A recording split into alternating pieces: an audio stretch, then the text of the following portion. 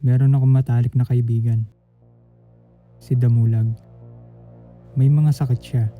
Well, siguro pwede mo nang tawagin ganun. May insomnia siya. Madalas siya magkaroon ng night terrors. At nakikipaglaban siya sa depression. Siguro, marami pa siyang personal na pinagdadaanan na hindi niya sinasabi. Ang alam ko lang, marami siyang iniinom na gamot. One day, nagkaproblema sila ng ka-roommate niya.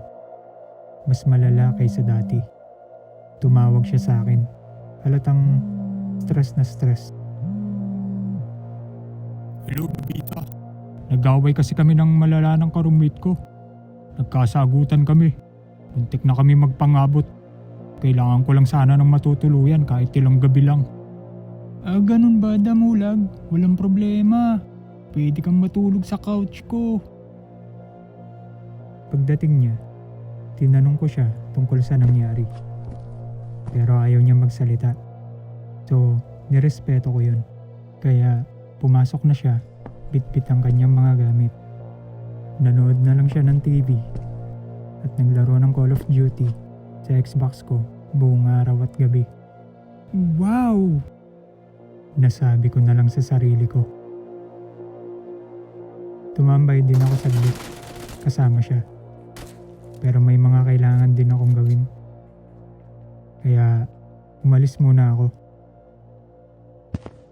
Pag-uwi ko, tulog na siya sa couch, nakabalot sa kumot.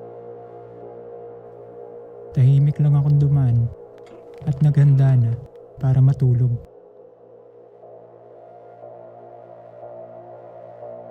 Nagising ako bigla dahil sobrang uhaw ako. Ubos na rin yung tubig sa tabi ng kama ko. Kaya lumabas ako. Tahimik lang akong dumaan sa living room, papuntang kusina. Napansin kong wala si Damulag sa couch. Pero andun pa rin yung bag niya sa corner. So, hindi siya umalis. Siguro, nasa CR lang. Kaya di ko na siya hinanap. Bumalik ako sa kwarto. Pero iniwang bukas ng kaunti yung pinto. Medyo matagal na hindi ko narinig bumalik si Damulag mula sa CR. Ni hindi ko rin narinig umiga ulit sa couch. Medyo kinabahan na ako. Tatayo na sana ako para hanapin siya. Bigla akong may narinig na tunog. Paglingon ko sa madilim na kwarto, nakita ko si Damulag. Nakatayo lang sa sulok. Nakababa lang yung mga braso niya sa gilid ng katawan niya. Napasigaw ako sa sobrang gulat at tinagis ko sa kanya yung unan ko. Nagulat siya at tumigil sa pagungol. Tapos lumabas ng kwarto na parang robot. Narinig ko na lang siyang bumagsak pabalik sa couch. Sinundan ko siya sa living room para kausapin, pero hindi siya sumasagot. Doon ko na-realize na baka naglalakad lang siya ng tulog. Kinabukasan, tinanong ko siya. Wala raw siyang maalala. Tinanong ko kung sleepwalker ba siya. Sabi niya, hindi niya alam. The rest of the day, naging normal naman.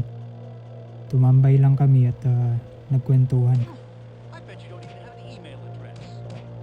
Kinagabihan, sinabihan ko siya na pwede siya makitulog sa place ko kahit isang gabi pa.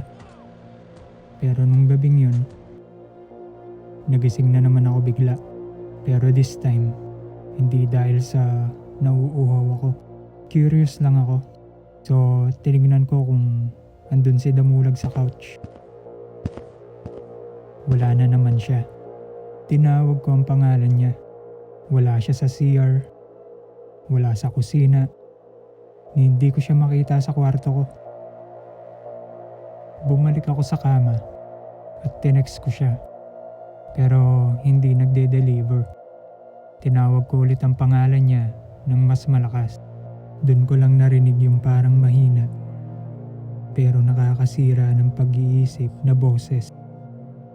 Sa maliit na awang sa pinto ng closet, doon ko nakita ang mukha ni Damulag na nakasilip. Sinabihan ko siya na lumabas, pero hindi siya kumikilos, kaya nilapitan ko. Binuksan ko ng buo yung pinto ng closet at hinawakan ko ang braso niya. Pagkahawak ko, napansin ko yung malaking kutsilyo sa kamay niya. Tumingin ako sa mukha niya na parang wala sa sarili. Tumakbo ako sa banyo at nilak ang pinto. Hindi ko alam kung tatawag ba ako ng pulis. Nagantay lang ako hanggang marinig kong bumalik siya sa couch at dali-dali akong tumakbo pabalik sa kwarto at nilak din ang pinto. Habang nakahiga ako, nag-DM ako sa dating roommate niya. Tinanong ko kung anong nangyari between them. At sinabi ko rin ang ginawa ni Damulag. Kinabukasan, nag-reply siya. 3 mahabang message.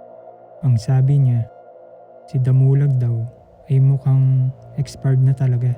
Kailangan na ng tulong. Sabi pa niya, isang gabi, pinuntahan siya ni Damulag sa kwarto na may hawak na kutsilyo. Tumayo raw sa panan ng kama niya, kaya sinipa niya raw ito. Ang dahilan naman daw ni Damulag sa kanya, sleepwalker lang daw siya. Pero hindi raw siya naniniwala. Mas kinilabutan ako dahil ang sabi ni Damulag sa akin, hindi daw siya sleepwalker or hindi niya alam. Pinakiusapan ko na lang siyang umalis. Umalis naman siya. Siguro umuwi siya sa bahay ng nanay niya. Hanggang ngayon, connected pa rin kami sa social media. Pero unti-unti na akong lumayo sa kanya.